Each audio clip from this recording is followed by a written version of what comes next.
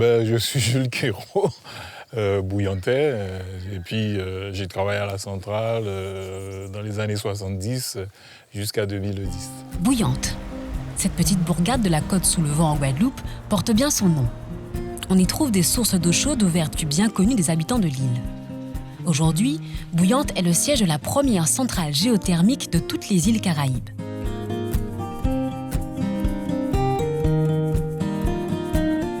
La centrale où elle se trouve, juste derrière, c'était l'ancien terrain de foot. Et derrière les buts, vous aviez une source chaude qui était là, qui bouillonnait. C'était tout simplement, vulgairement parlant, on appelait ça des marécages. Ça veut dire que c'est des espèces de mangroves avec une activité. Il y avait des sources chaudes et il y avait tout ça, c'était dans toute la partie, même la Houde qui passe derrière, les vanniers et tout, c'était plein de sources chaudes par là. Ce qui n'était qu'un vaste marécage sulfureux est maintenant devenu la centrale énergétique Géothermie Bouillante.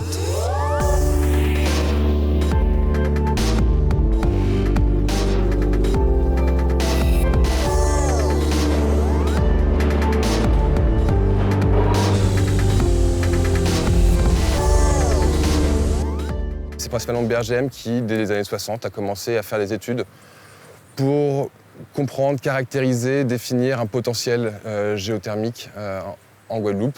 Il y a eu plusieurs phases avec la première centrale qui a été construite en 1986. Au départ, c'était expérimental. Donc on a mis en place cette turbine, ce groupe turbo-alternateur. C'était justement pour voir où est-ce qu'on pouvait aller. Donc on a produit pendant des années, jusqu'à 2005. Ah, mais il n'y avait pas encore d'idée de stratégie derrière, de stratégie de développement.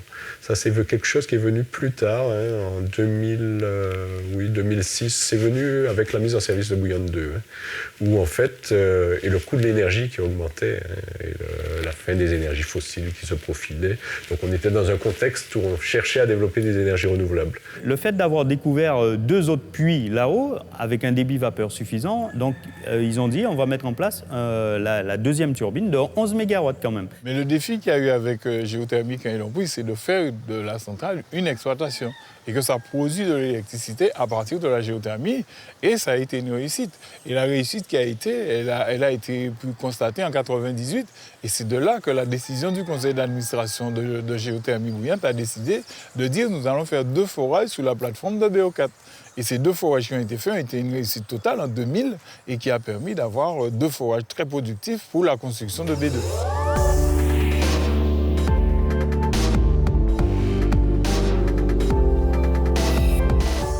Ici, on a 2 puits en production et 2 puits en observation. Dans le tuyau, on a un fluide diphasique, donc c'est un mélange d'eau et de vapeur.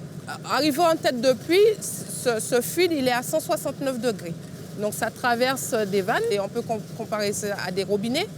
Ensuite, le fluide est transporté dans le tuyau jusqu'en bas. Pour capter la chaleur de la terre, on commence par forer des puits. À Bouillante, ces puits permettent de faire remonter à la surface ce qu'on appelle un fluide diphasique, un mélange d'eau et de vapeur sous pression. Alors vous êtes dans une centrale géothermique. Donc la différence dans une centrale thermique, c'est qu'on n'a pas besoin de chaudière comme une centrale classique thermique et de chauffer par le biais d'un combustible ça peut être le charbon, ça peut être le gaz, ça peut être la bagasse ici qu'on utilise aussi comme combustible ou le nucléaire ailleurs pour pouvoir justement chauffer cette eau-là et vaporiser cette eau-là pour pouvoir aller faire travailler cette vapeur-là sur une turbine. En géothermie, la chaudière, c'est la terre.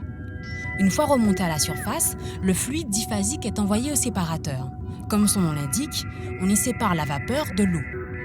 Et c'est la vapeur sous pression qui est envoyée vers la turbine, dont elle actionne les hélices, ce qui entraîne alors l'alternateur, une énorme dynamo qui produit ainsi de l'électricité.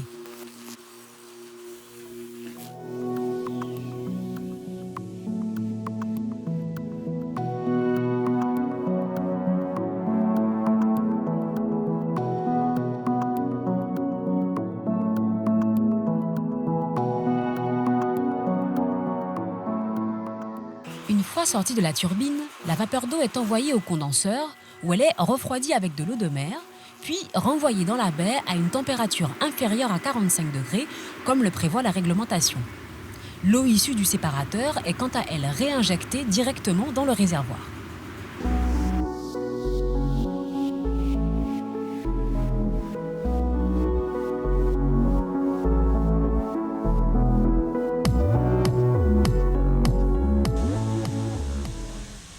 Malgré toute cette machinerie, la géothermie reste l'une des alternatives les plus fiables et les moins impactantes de toutes les énergies renouvelables actuelles. Le liquide qui sortait de la centrale vient forcément de la terre et donc très chargé en différents éléments minéraux, plus du sel, une forte température, enfin différents éléments qui font que du coup, ils avaient peur que le milieu marin soit déséquilibré et que les écosystèmes marins soient fragilisés, perturbés, disparaissent. Voilà. Du coup, le résultat, c'est que depuis 2008, en fait, il n'y a pas de dégradation, c'est-à-dire qu'il n'y aurait pas une influence négative, en tout cas de la centrale, sur les communautés marines présentes dans la baie. Mais l'évacuation de l'eau chaude dans la nature est une technique de moins en moins usitée. Aujourd'hui, les usines modernes se dotent d'unités de réinjection afin de maintenir le niveau et la pression du réservoir. À Bouillante, une réinjection partielle a été mise en place afin de permettre une exploitation durable de la ressource. Mais le désagrément le plus spectaculaire d'une centrale géothermique s'avère tout à fait invisible, c'est l'odeur. En passant à Bouillante, les gens disent « Ah, ça sent l'œuf pourri ». Oui, effectivement, ça sent l'œuf pourri. Alors nous, on est bien content de dire oui, quand on sent, ça veut dire qu'on produit. Et c'est très bon pour nous. Alors pour les riverains, un petit peu moins.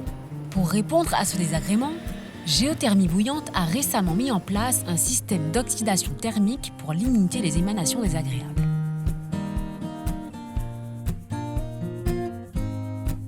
Après avoir été un indispensable laboratoire d'expérimentation, la centrale de Bouillante est aujourd'hui devenue une unité de production fonctionnelle capable de délivrer au réseau jusqu'à 15 MW d'électricité. Mais la géothermie en Guadeloupe est cependant loin d'avoir livré tout son potentiel. Actuellement, la géothermie représente à peu près 4% du mix énergétique. En revanche, le potentiel de développement est selon nous très important. Nous pensons que dans un premier temps, le potentiel sur la zone même de Bouillante pourrait permettre de tripler en fait la production actuelle. Et donc de donner une part qui avoisinerait les 20% dans le mix énergétique à horizon 2020 si on arrive à l'exploiter en totalité. Il y a un site qui a été retenu, qui est situé au nord de la baie, qui a fait l'office d'une étude de préfaisabilité et qui n'est pas encore totalement fini, mais qui permet de contraindre un potentiel à 30 MW.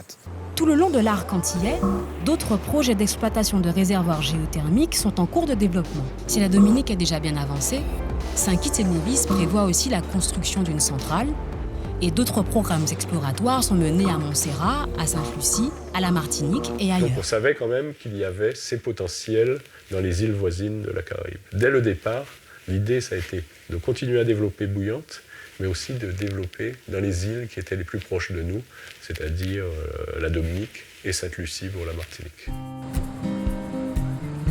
La géothermie, c'est quand même un trait commun à de nombreuses îles de la Caraïbe, qui sont des îles volcaniques, et nous, la Guadeloupe, donc en tant que précurseur, étant le pays où on a déjà une expérience, eh bien, nous cherchons maintenant à faire partager cette expérience dans la Caraïbe. Nous pensons qu'avec l'orientation qui est prise aujourd'hui par le BAGM et l'arrivée de nouveaux partenaires, nous allons pouvoir élaborer un système référentiel d'intégration environnementale et d'acceptation sociale que nous pourrons aller exporter dans la Caraïbe. Nous accompagnons aussi avec la région des projets qui sont des projets plus internationaux dans la Caraïbe, puisque le potentiel géothermique est commun avec d'autres îles, et notamment avec notre île voisine qui est la Dominique.